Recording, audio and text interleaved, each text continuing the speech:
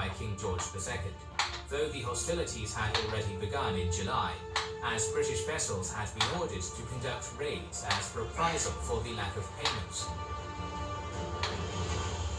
The British plan of war was to take control of the most important Spanish ports in the New World.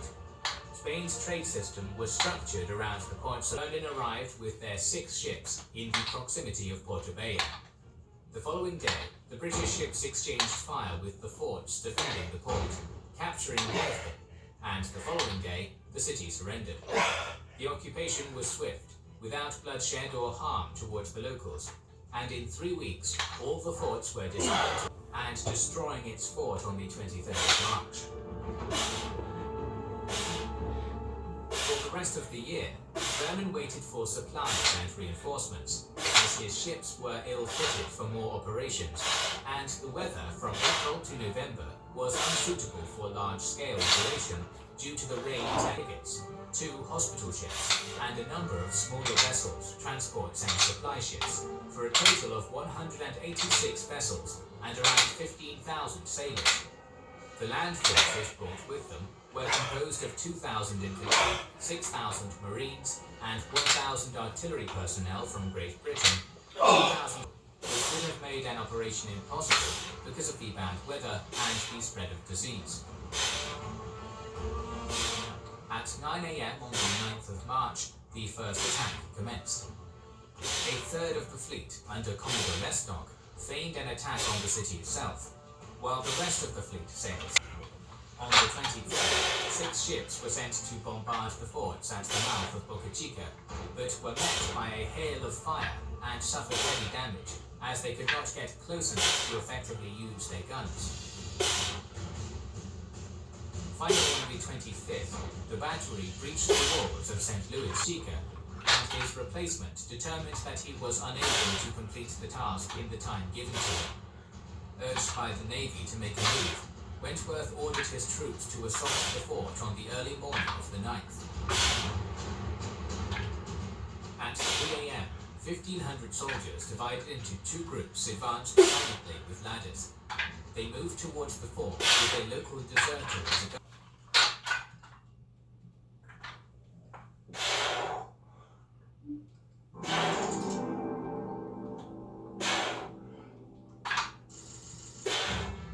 The Third Crusade had it all. Brilliant commanders, courtly intrigue, religious struggle, desperate sieges, unexpected maneuvers, bold tactics, and iconic battles that changed the course. As was typical of Saladin, lax and even generous terms were finally reached on the 2nd of October. The surrender was agreed days later, and on the 9th of October 1187, Saladin peacefully marched into the Holy City. After that siege, Saladin had captured most of the Crusader cities on the Levantine coast, including the economic center of Acre. Meanwhile, the ancient city of Tyre resisted the Muslims when an Italian noble, Conrad of Montferrat, arrived from Constantinople and seized command. Conrad of Montferrat, now in total control of Tyre, sent the Archbishop of Tyre, Joschius, to the west. He bore tales of Christendom's catastrophic defeats to the Pope Urban III, who died on the 20th of October 1187, supposedly from the shock of the revelation that Jerusalem had been lost. Shortly after his death, Gregory VIII created a massive upheaval in European society, especially in France, where many aristocrats began to rally their own contingents. However, the participation of kings was crucial to Crusader success. This is where we must introduce one of our main Christian protagonists, Richard, the prince who would later become known as the Lionheart. This young prince, who was warring against his father, supported by the new French king, Philippe II Augustus, was the first to take up the cross in November of 1187. It should be noted that the prince was rash and eager to enhance his own glory and prestige. Richard's decision sent shockwaves throughout Western Europe, forcing the Angevins and Capetians to act. Philippe Augustus and Henry II met at Gisors during January of 1188 in order to discuss a settlement in the presence of leading nobles. the attendees of this assembly was Archbishop Justus, who preached a sermon on the dire state of Christianity prestige. Barbarossa's power easily outstripped both the Angevins and the Capetians. After biding his time for a few months after the Crusade's proclamation, in order to see which way the popular wind was blowing, the Holy Roman Emperor took the cross on March 27, 1188. He made swift preparations, exiling his political enemy, Henry the Lion, and leaving his eldest son Henry in Germany as heir. Most of the Crusaders under Barbarossa marched along the route used by earlier Crusades. In order to ease his passage, diplomatic contacts were made with Hungary, the Byzantine Empire, and even the Seljuk ruler of Anatolia, Kilij Arslan II. All went well until the Germans reached Byzantium's borders, as Emperor Isaac II Angelos had already formed a pact with Saladin to deny any Crusader access. Barbarossa progressed with force anyway, capturing large birds. It's only a matter of time.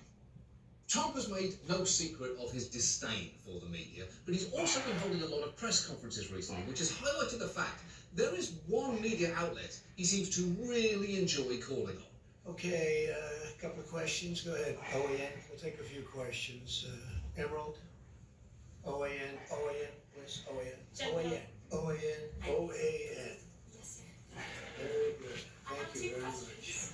Contribute very nicely. Okay, instinctively, you know that when Trump likes something that much, it's an immediate red flag. Take this capybara with an orange on its head. It seems excellent. But if Trump were to repeatedly say, "I love that capybara with an orange on its head," you just know we're about to find out all the times that it wore blackface in college. OAN stands for One American News, and when you hear the kinds of questions that they ask, you begin to see why Trump... With a pandemic, OAN spent nearly 15 minutes chatting with Don Jr., resulting in this fantastic exchange. Are you binge watching anything over there? You gotta be binge watching something. Yeah, we basically watched Tiger King in 2 sittings.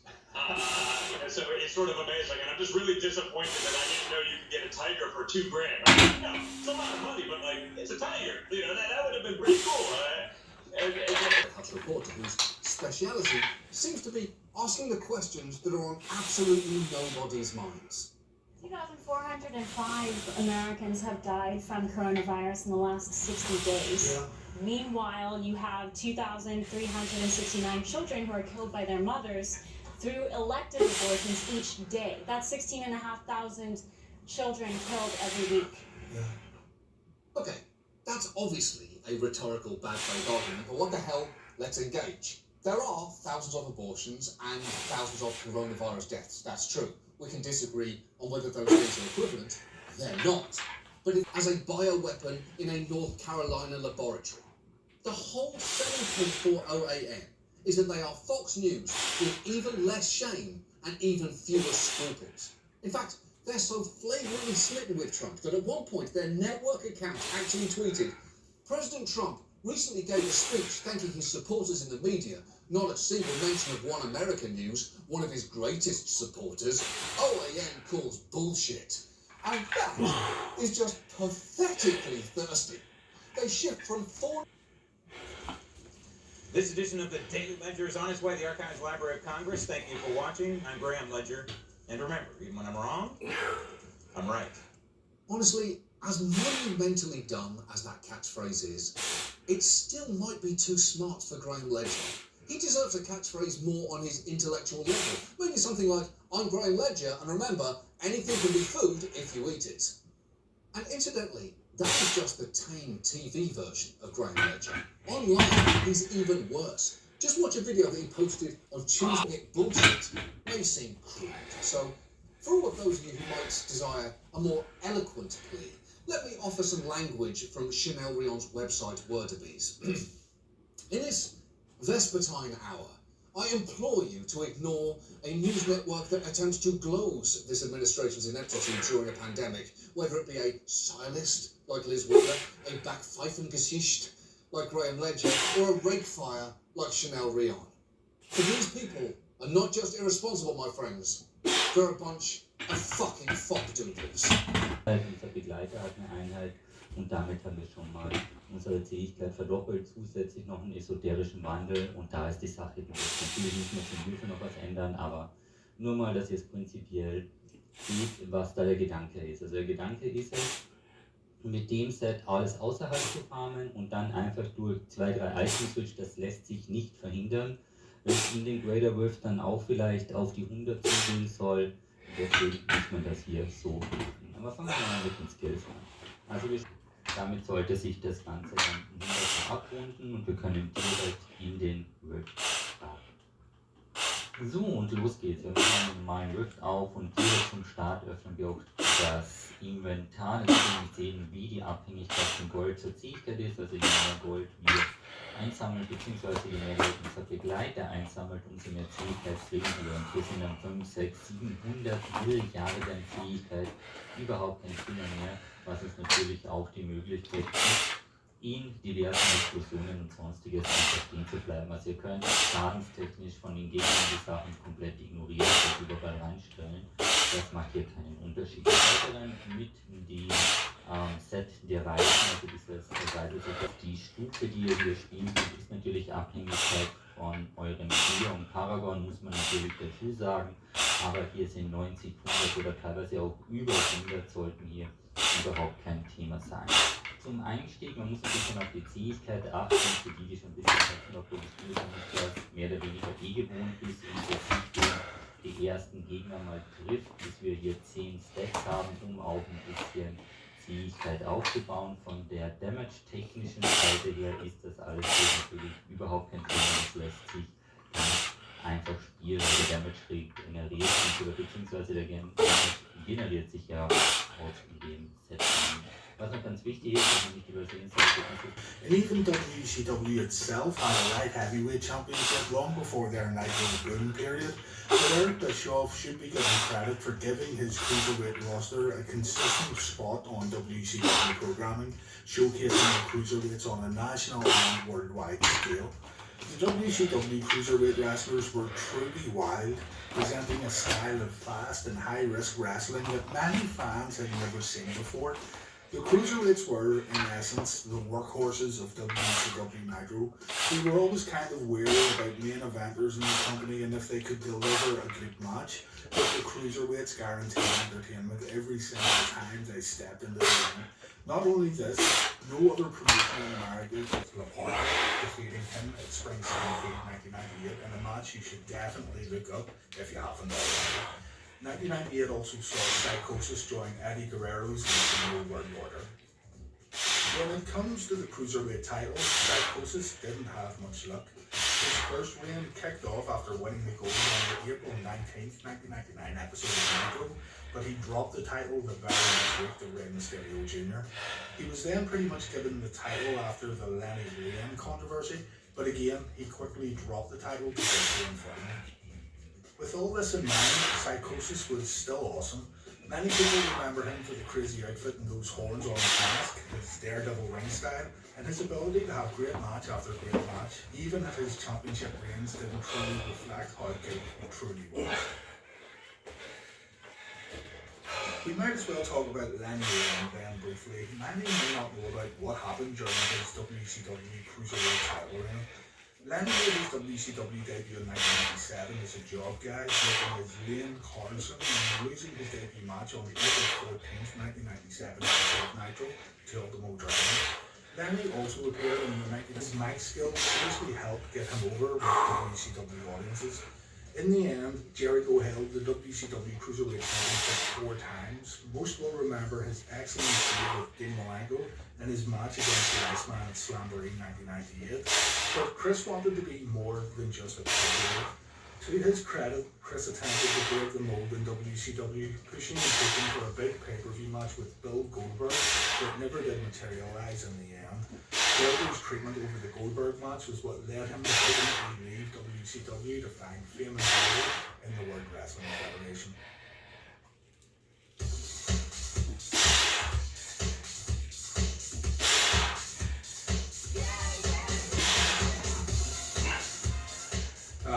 Disco Inferno. I want to give Disco Inferno his own dedicated video in the future, along with other guys of the WCW Cruiserweight division, but Disco is a name I've been wanting to cover for a while.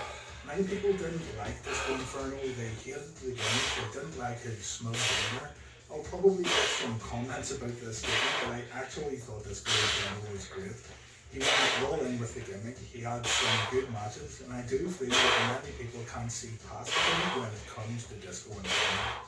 Disco did win the Cruiserweight Championship in October of 1999, however, if you want to incline Disco Inferno's simple plans, so Guerrero lost the championship back to Liger the following week. However, Guerrero didn't even step in the ring. Juventud Guerrero and Jerry Flynn were arrested for a DUI and missed medical that week, so Psychosis replaced Guerrero, losing the match and the title in the process. Anyway, Guerrero would capture the tag titles with Rey Mysterio Jr. and in October of 2000, Guerrero was released from WCW due to an incident in an Australian hotel where Juventud Guerrero attacked police officers who were trying to detain him. Rey Mysterio Jr. was another cornerstone of the WCW Cruiserweight division, and just like Disco Inferno, I plan on covering his whole WCW run in the future.